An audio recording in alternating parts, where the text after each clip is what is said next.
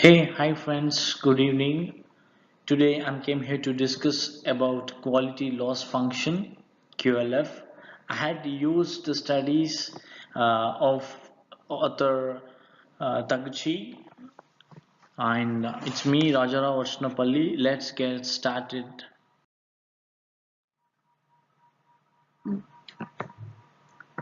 Before get started, we will know what is meant by quality. Quality in the sense, if we talk about manufacturing point of view, manufacturing any good or product which fulfill customer market and engineering requirements, it's called a good quality product.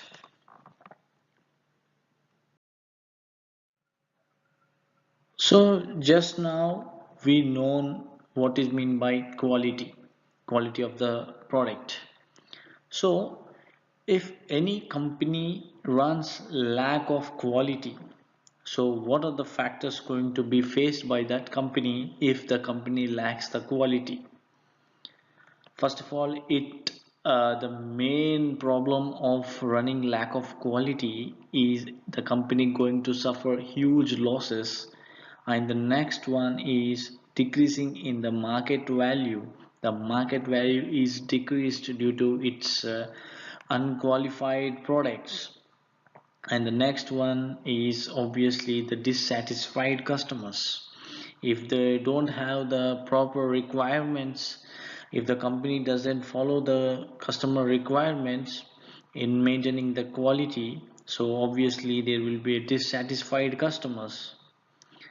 Then obviously due to all these consequences there is a decline in brand image of the total company. So then how to estimate the value of the loss? How to estimate the quality of loss going to bear by the company? Is there any way to estimate the loss going to be faced by the company? Yes, obviously we had a way called quality loss function. Quality loss can be estimated by the quality loss function. By the use of this function, we can estimate the quality loss. If once we estimate the quality loss, we can take pre-necessary steps to avoid that loss. So first of all, we need to diagnose the factor of loss. First of all, we want to know what is meant by quality loss function in exact. Quality loss function is a mathematical formula that estimates the loss of quality resulting from the deviation of the product characteristic from its target value.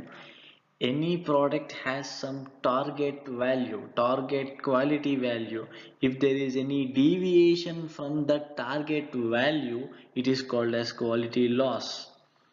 In detail, it is often expressed in terms of money loss and suggests that such losses increase geometrically as the square of the deviation from the target.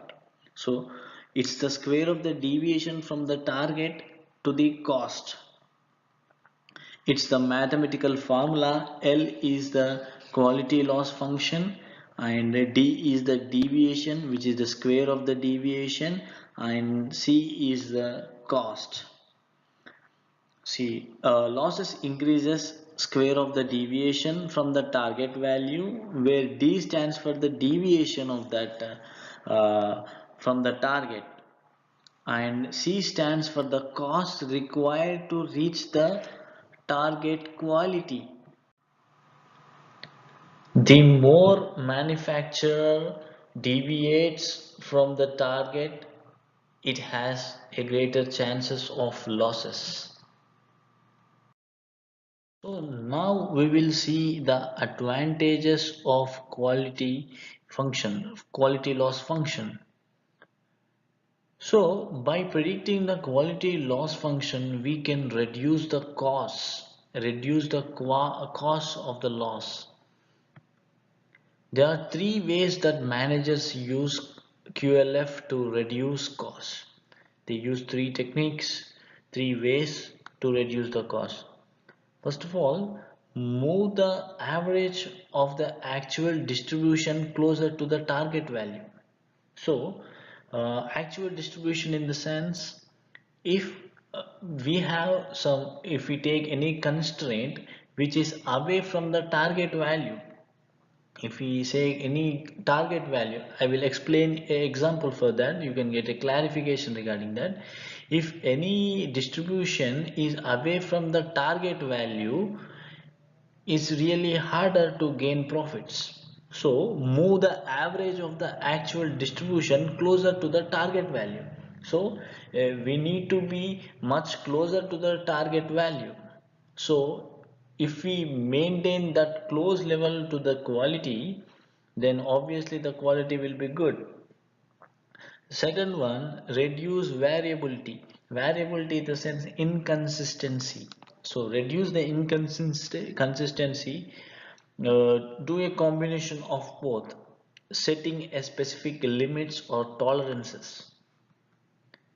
The data from the quality loss function can be used to determine where limits should be set to help minimize losses. In this slide, I'm going to explain you a realistic example which uses quality loss function.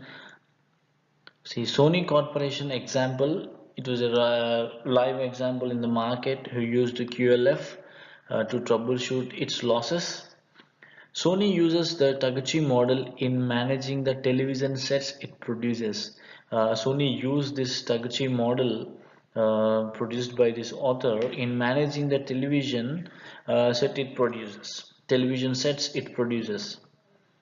The quality characteristic is the color density of the television. So, if we talk, there are multiple constraints in deciding the quality.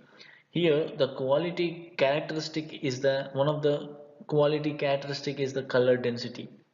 There is a numerous amounts of characteristics such as color density and some picture quality and the material of the TV. There are numerous constraints. If we talk in particular about the color density, here the Sony Corporation used the a quality characteristic that is a color density.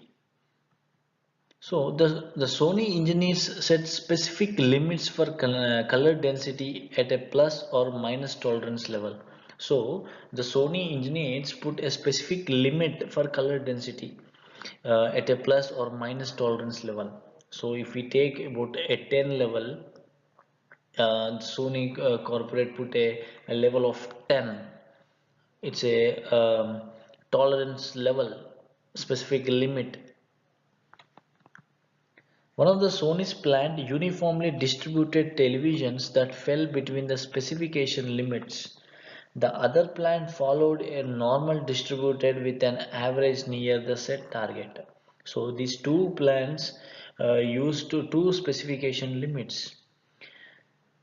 One of the plant used uniformly distributed televisions that fell between the specification limits. It is in the between the specification. It is used uniformly distributed televisions, right?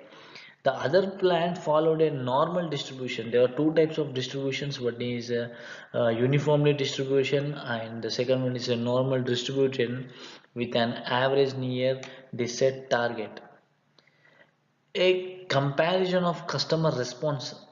They used two customer responses who used two distributions. One is normal and the second one is uniform.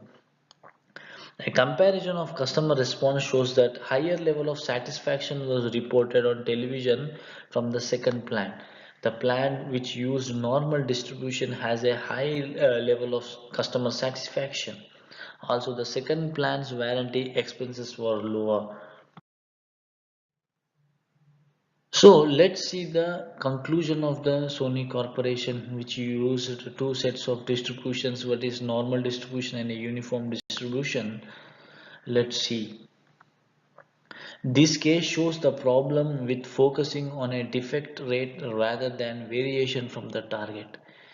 This problem focused on a defect rate rather than variation from the target. The first plant shipped at a zero defect rate, however, the specification limits allowed for too much variation. In the second plant, the limits were smaller and the quality was more consistent. The Takuji model provides a good way to analyze the cost associated with variability even within the limits. So, thank you for everyone for listening me. I hope you learned about quality loss function. Thank you very much. Thanks for you.